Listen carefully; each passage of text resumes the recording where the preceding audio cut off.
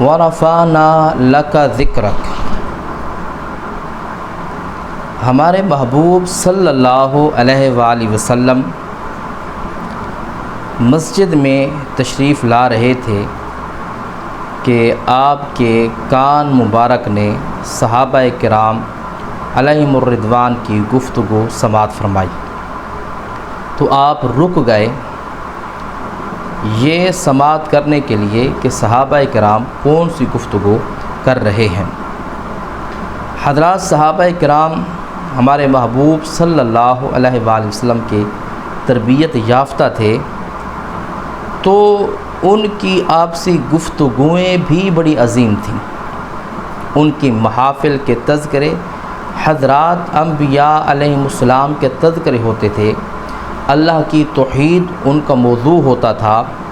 یا پھر جہاد کے حوالے سے ان کی گفتگو ہوتی تھی۔ حق بھی یہی بنتا ہے کہ ہماری محافل کے اندر یہ خیر کے تذکرے ہونے چاہئیں۔ صحابہ کرام گفتگو کر رہے تھے اور کتنی بابرکت محفل تھی حضرات صحابہ کی۔ ایک صاحب کہتے ہیں، ذرا دیکھو ابراہیم علیہ السلام کی شان عظمت کو رب نے کتنا اونچا قد عطا فرمایا کہ انہیں کہا واتخذ اللہ ابراہیم خلیلا، کہ رب کریم جل جلالہ نے اپنی خلت کا تاج ابراہیم علیہ السلام کو عطا فرمایا اور انہیں خلیل اللہ کہہ کر کے پکارا۔ دوسرا صاحب بھی کہتا ہے، اب یہ باری چل رہی تھی، کہا کہ موسیٰ علیہ السلام کی شان بھی تو دیکھو نا، رب نے کتنی اونچی عظمتیں عطا کی ہیں کہ رب کریم جل جلالہ نے طور پر بلا کر ان سے گفتگو فرمائی ہے اور انہیں جو ہے کلیم اللہ کہہ کر، موسیٰ تکلیمہ یعنی موسیٰ سے کلام کرنا، کلیم اللہ کہہ کر کے انہیں لقب دیا ہے۔ تیسرا بندہ صاحب وہ بھی بول اٹھا، کہا کہ یہ شانیں بہت بڑی ہیں، پر دیکھو حضرت عیسیٰ علیہ السلام کی کتنی بڑی شان ہے، مٹی کی مورتی بناتے ہیں، ہاتھ پہ رکھتے ہیں، پھونک مارتے ہیں تو اللہ اس کو جان عطا فرما دیتا ہے۔ حضرت عیسیٰ علی نبینا علیہ الصلاۃ والتسلیم، رب کریم جل جلالہ نے انہیں کلمۃ اللہ و روح اللہ کا خطاب دیا، یہ اللہ کا کلمہ بھی ہیں، اللہ کی روح بھی ہیں، اور بڑی شان عظمتیں۔ ایک صاحب بول اٹھے، کہا ان اللہ اصطفیٰ، ذرا دیکھو تو صحیح آدم و نوحا، کہ رب کریم جل جلالہ نے آدم علیہ السلام اور نوح علیہ السلام کو چن لیا ہے۔ یہ تذکرے انبیاء علیہ السلام کے ہو رہے تھے، تو میرے محبوب صلی اللہ علیہ وآلہ وسلم آگے بڑھے، مسکراتے ہوئے جس کی تسکین سے روتے ہوئے ہنس پڑے، اس تبسم کی عادت پہ لاکھوں سلام، مصطفیٰ جان رحمت پہ لاکھوں سلام۔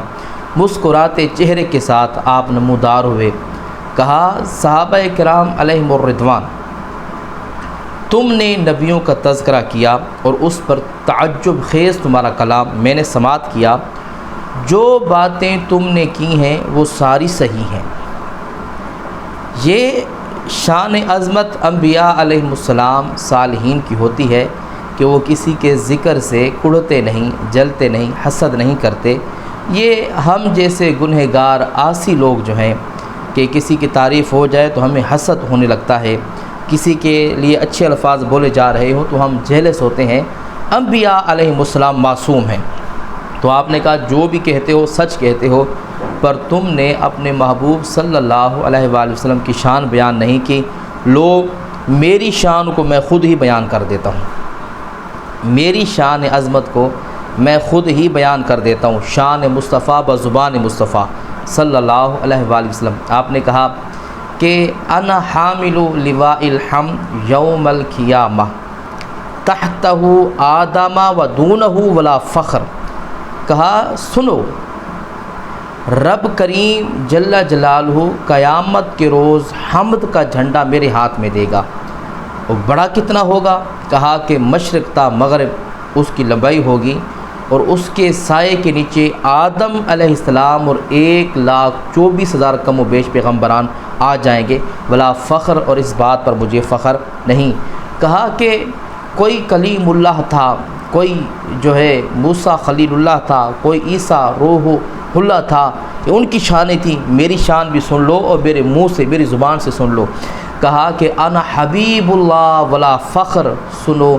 زمین پر رب کریم جل جلالہ نے مجھے اپنا حبیب بنایا ہے، مجھے اپنا محبوب بنایا ہے۔ کہا قیامت کے روز سب سے پہلے میں جنت کا دروازہ کھٹکھٹاؤں گا، فیفتح اللہ لی فیدخلنیہا معی فقراء المؤمنین۔ کہا میں اکیلا اس میں نہیں جاؤں گا بلکہ اپنی امت کے فقراء کو اپنے ساتھ جنت میں لے کر جاؤں گا۔ پھر کہا انا اکرم الاولین والآخرین ولا فخر۔ کہا پہلے بڑے عزت والے آئے جناب انبیاء علیہ السلام، اور پھر میرے بعد بھی صالحین کی جماعت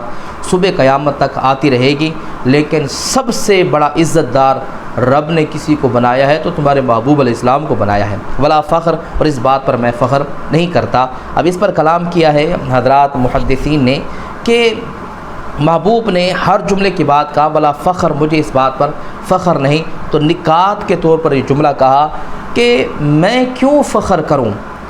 فخر تو کرے موسیٰ علیہ السلام، عیسیٰ علیہ السلام، ابراہیم علیہ السلام اور دیگر انبیاء علیہ السلام کے رب کریم جل جلالہ نے انہیں مجھ جیسا محبوب عطا فرما دیا ہے۔